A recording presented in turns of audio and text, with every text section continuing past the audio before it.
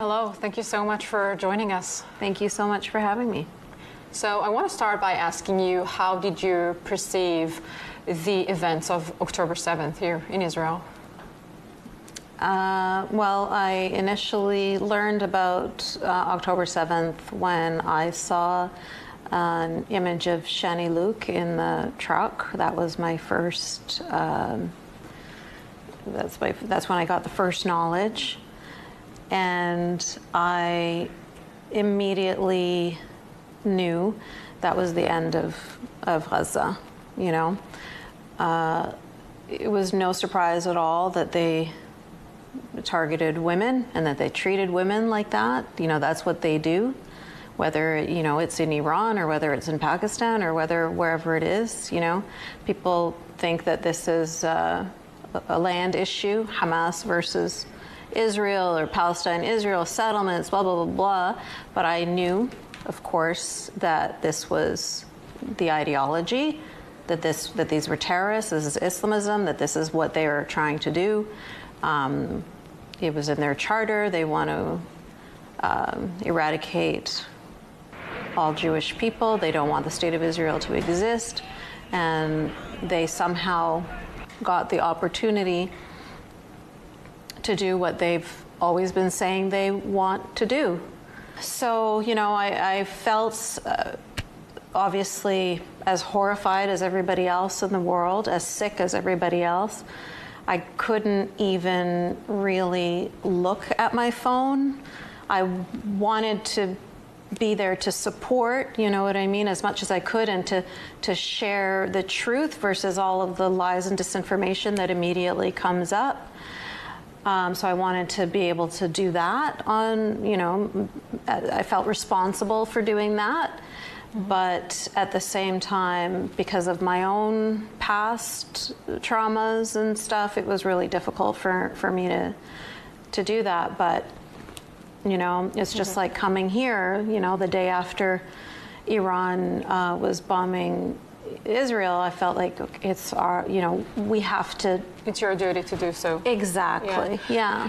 And I have to ask you, because I think one of the things that shocked us the most on October 7th was the fact that it wasn't just Hamas terrorists who participated in these horrors. It was also Palestinian civilians who got inside Israel, who took hostages, who torture innocent civilians. And after so many years that we thought the Palestinians were just want to live in peace while they're being held by Hamas, we saw them actively taking part. What do you think? Why do you think that is? Is it because they are indoctrinated from young age? What is your take on that? Yeah, it's the classic, you know, repetition of the Jewish people. It's a repetition of your history. It's that same indoctrination to hate the other. There's a dehumanization of Jewish people that is really hard for me to describe to you as a Jewish woman sitting next to me. You yourself was going through, right? Absolutely, absolutely. And that's why I can tell you, as somebody who lived it, who grew up in it, and who also was anti-Semitic herself, you know, I can tell you how real this is, how deep this hate goes. It's not even hate of Jewish people. It's a disdain, you know? Like when you step on a cockroach in your house, you don't hate the cockroach. That's how they think of Jewish people. Like you shouldn't even be here. Like you don't deserve to live. I don't want you in my space. You know what I mean? And when I say that, I mean the planet. I'm not talking about just Israel. And I have to expand on that because a lot of people think that this is just hate for Jewish people or just hate for Israel. You know, these people chant death to America first, and then they chant death to Israel. This is expanded on anybody who doesn't follow their ideology, who does not have the same beliefs as they do. It's just that they had an opportunity, right? Proximity, that they were able to hurt all of those people in Israel. But if they had, and we know this from 9/11, we know this from Charlie Hebdo, we know this from the millions of stabbings and bombings and suicide vests, blah, blah, blah, all over the world, that this is something that is global. It's a global problem. And yet, I have to talk to you about this topic, because I'm seeing not just the Palestinian in Gaza chanting whenever Jews are being killed, but I'm seeing riots all over Europe, Australia calling to gas the Jews, and voices like yours are so important, but you can hardly hear those voices from within the Muslim world, from within the Arab world. Why is that? Absolutely. I mean, my father is from Gaza, and I still can't even speak in this conversation. Instead, you're hearing voices of people who wouldn't be able to find Gaza on a map. You know what I mean? My father was always pro-peace with Israel. My father hated Arafat. Obviously, he was humiliated and angry that the face of Gaza was Hamas. You know what I mean? But he was in the minority. And he had to be, he was constantly being called a traitor, the Zionists are paying you, blah, blah, blah. He had to deal with so much hate because he was trying to speak up for peace in his homeland and coexistence in his homeland. So those voices, he never got a platform either, you know what I mean? Or Bassam Eid or any of the other people in these territories that want peace. We don't hear from them.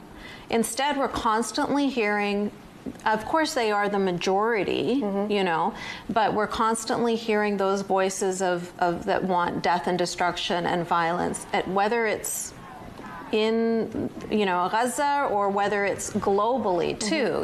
We don't hear the voices of people who have renounced Islam and who have renounced this ideology and who are trying to speak up against it. Those people are silenced. Their books aren't published, their articles aren't published. If you want to write about anti-West, blah, blah, blah, of course those people are going to be fully supportive. If I put a hijab on or if a man grows a big beard, suddenly they think, oh, okay, this is a voice we want to support. So they're essentially empowering the radicals within those communities. Yeah, well, when the matter of fact, the West should support voices like your own, who calls for women equality, who calls for giving women an opportunity to choose whether they want to wear a hijab or not, the same process that you've been going through. Why is the Western media not, supporting those voices, bringing those voices into the media? Yeah, I mean, I wish I knew. I can guess that I think that especially my country of Canada, and I think it's probably the same is true for America and Australia and other Western countries, there is a partnership between Islamists and Marxists. You see the left and the Islamists, they are aligned together, and the thing that they have in common, obviously anti-Semitism is in common with both of them, but they also have an anti-West, this hate for the West, and together they think that they're going to, if they can ally together, then they can work against the West. What they don't realize is that this is a very old tactic that Islamists have used time and time again. It's now happening in the West, but like it happened in Iran, before the Islamic Revolution. And what did they do? They linked hands with the socialists and the communists, and they said, yeah, let's overthrow the Shah together. And then the day after the Islamists took power, what did they do? They murdered all of the communist leaders and the socialist leaders, or they threw them in prison, or they disappeared. They got rid of the useful idiots because they weren't useful anymore. And this is what happens when these people in the West think that they're going to ally with Islamists. It's an absolute joke. Like, these people want you dead. They're just using you for the moment because you are helping to further their cause. Yeah. 100%. What advice would you give to the people of Israel who, in a way, after October 7th, lost hope in peace? If it was up to Israel, we would have had peace long ago. Yeah. We are living in coexistence with the Israeli Arabs.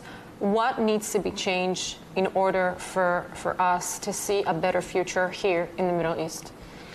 Yeah, and unfortunately, that's not in Israel's hands. You've done everything that you can towards that end right now. I think now it's the responsibility of the Arabs or the people of Gaza or the people of, in Palestine and West Bank to start to, acknowledge that this constant violence, radicalism, just guns and bullets and blood is not getting them any kind of prosperity. They have to be much more pragmatic.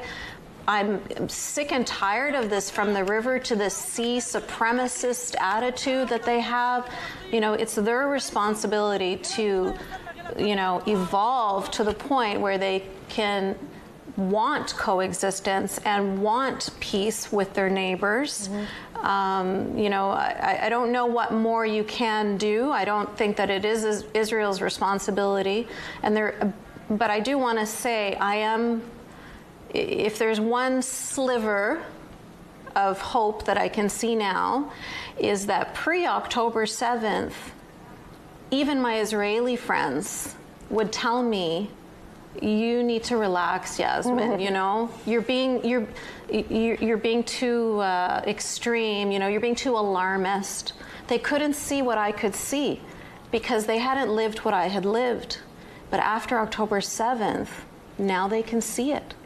And once you see it, then you can deal with it.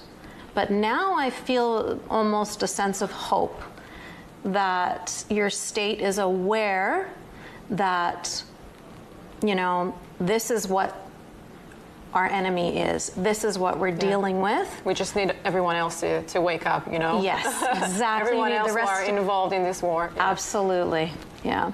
You need the rest of the West to wake up with you. Yeah, amazing. Such powerful words. Yasmin, I want to thank you so much, and thank you for your important voice. Thank you again. Thank you.